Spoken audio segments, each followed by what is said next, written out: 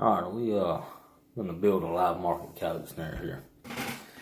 So what you're gonna need for the way that I build them, and the way that the majority of guys down here have started running them, is you're gonna need about 7 foot roughly 1x19 3/32 cable. You're gonna need an 8/0 barrel swivel. These are rated for 900 pounds. Coyote ain't gonna break them. I run the 1/8" Berkshire Sherlock. I always use a oversized lock compared to the cable that I'm using. So this is an 1/8" lock on 3/32 cable. It's it'll give you a little speed, and the heavier lock will push any kind of camouflaging out of the way. I use vines and small leaves and grass, and I actually put it on the cable. Well, this lock is weighs enough that once it's loaded, it will actually push that out of the way and not slow it down. End stops and choke stops, deer stops, whatever you want to call it. I use a 632 nut. It has not been annealed because I crimp mine. If you're going to hammer these on, they need to be annealed. When you hammer them, they will heat up and they will crack and come off. So, choice of anchor. I run these standard Berkshire disposable stakes. They're cheap. They hold. As long as you're not in a lot of rock, you won't have a problem with these. If you get in hard rock ground, you needed something different, because these ain't gonna drive worth a flip. But where I'm at, these are perfect.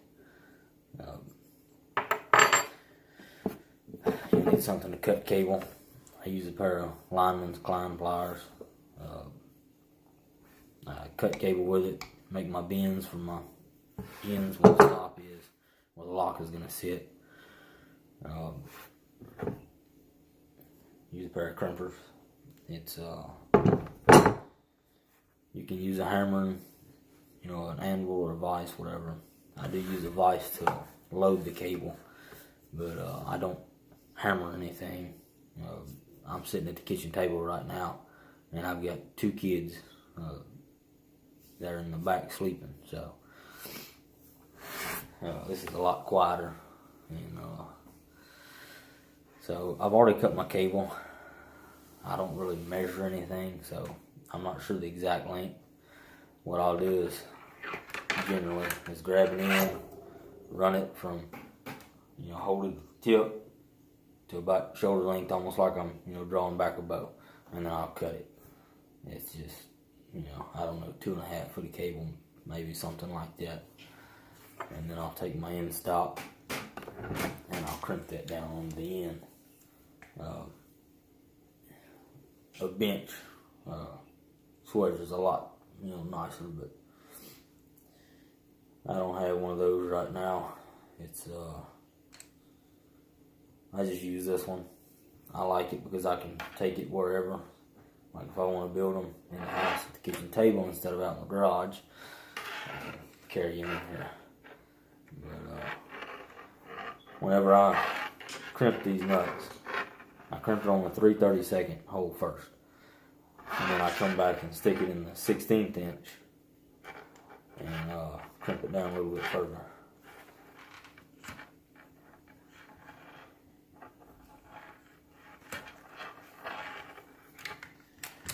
So you got, and now you got a crimp nut on the end of your cable. You can see there is a little bit of cable sticking out. You don't want to put that on the very tip. That way you know for sure that it is biting onto the cable. These nuts have threads in them, so as long as the thread of that nut is in that cable, you're not going to have a problem with them popping off. If you want to put 2, you can put 2. Doing it like this, I've never lost a coyote, and I've caught quite a few. And I've never had one pop the end stop off. It's been done like this. You want to find the memory in the cable, the layer of your cable. Because when you load it, you want to go with the memory. So once you find that, you're going to want to make a loop. And you want to hold it straight out away from you. Take your pliers and make your bend. You can use needle nose. I prefer these wider clines here. They're wider than needle nose. I like to have my stop away from my lock with these type locks. I also come and grab, I'll show you what I've got here. Right now I've got this here. I'll also come underneath here and grab it here and come forward. You don't have to do this. I do it because the way that I load these with this block, I can load it, put a little bit more of a load in it, and still have my rounder loop. So after you get this done, you're going to need something to actually load the snare. You can put a screwdriver in a vise, a bolt. This screwdriver I use it on a 16th inch cable. I do use different diameter things whenever I'm loading cable for different loop sizes, we'll say. The handle on this vise right here is roughly 3/8, and that's good for the live market coyote snares because I'm going to hold around a 12-inch loop. And if you go with enough pressure, or the right amount of pressure, you'll have a round loop. If you go with the same amount of pressure on a smaller diameter, such as this screwdriver, it's going to be more of an oval shaped loop.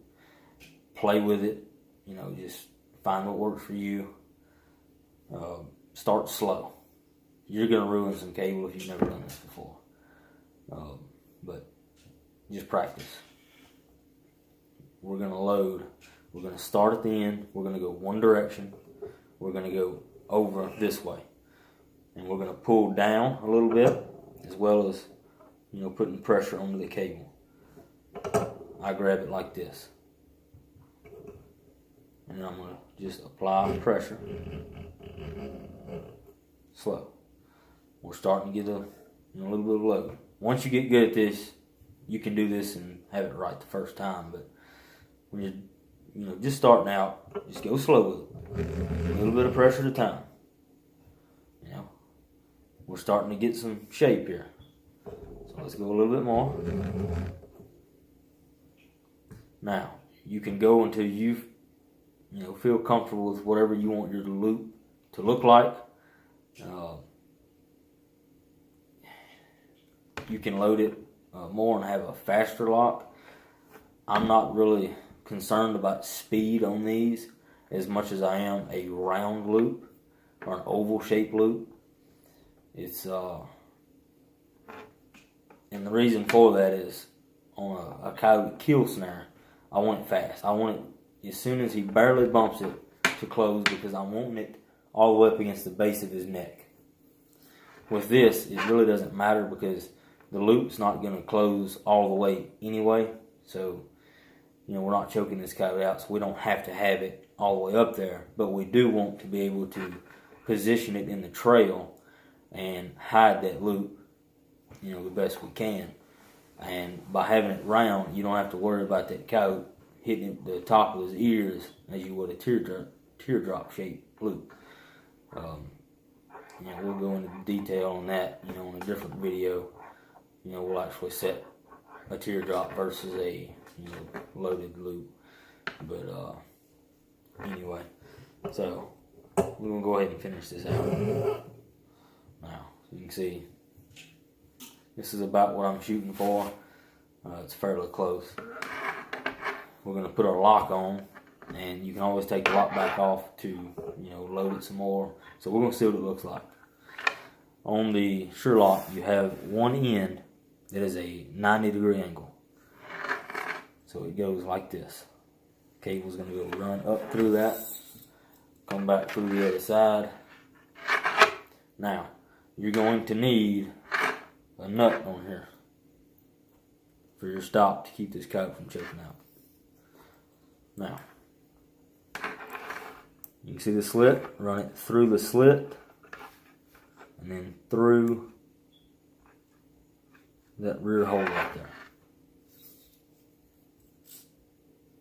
So now we have a round shape, 12-inch loop. I don't measure anything. I'm not exactly sure just how many inches it is from this end stop to where we're going to crimp this.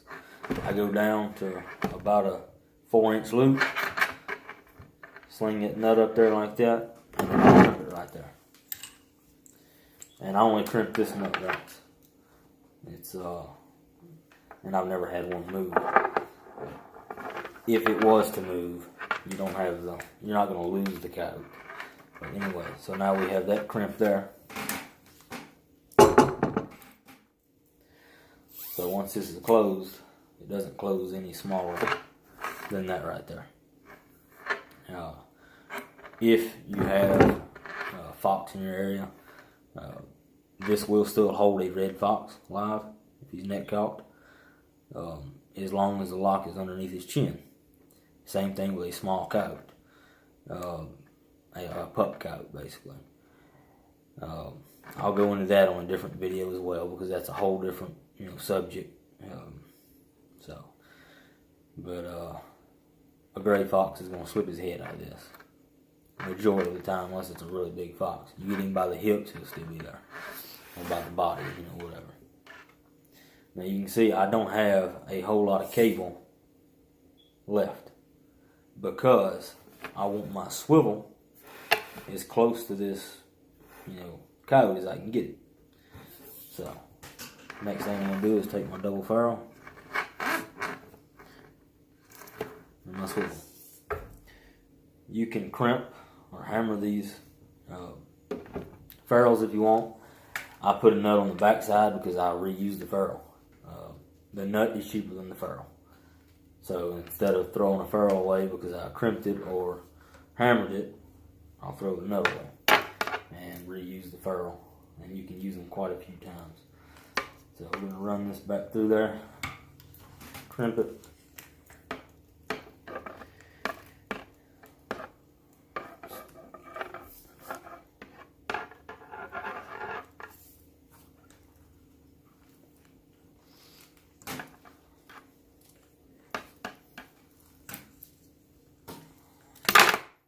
Now, we're done with this end. We'll call this the snare end. So next we need to do the anchor end. Another piece of cable here. You want it long enough. Make sure you cut these long enough that you're gonna remember you've got some of it's in the ground, and you do have to be able to have enough cable to come up to where your swivel and loop is gonna be.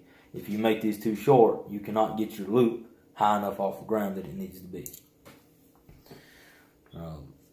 So we're going to put a double ferrule on here, and we're going to put our anchor end. I will crimp this ferrule because a lot of times it's left in the ground. Now, when you crimp a ferrule, start at one end and work your way down.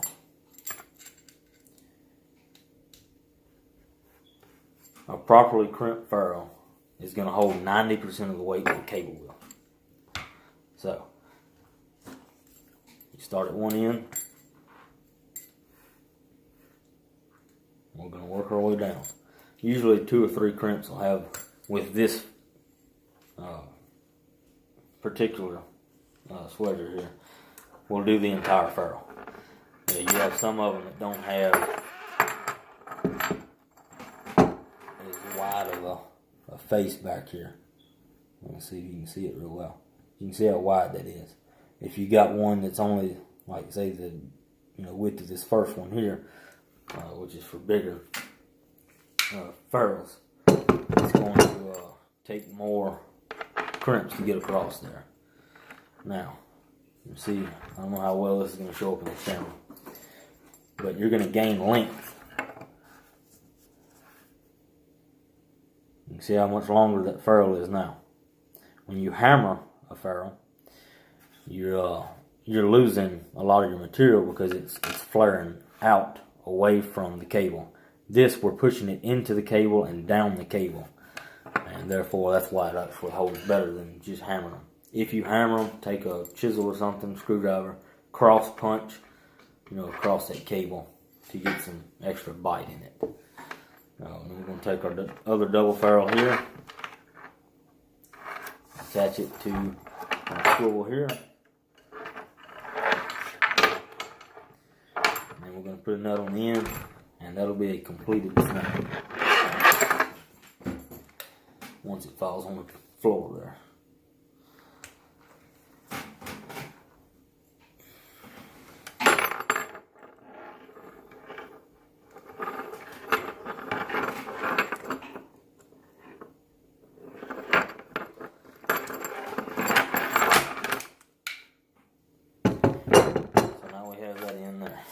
And that is completed. We'll go from end to end here.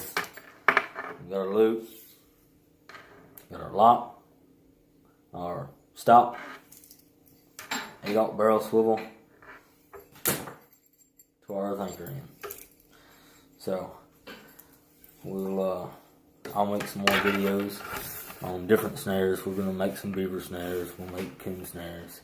I'm gonna try and start putting out more videos. I've been asked to, do them, and I ain't had time to do them, but life happens. But anyway, we're gonna try and get this ball rolling and get more stuff out, and try and help y'all, learn the best I can teach y'all. But anyway, there's a live market coyote snare. Hope that helps y'all.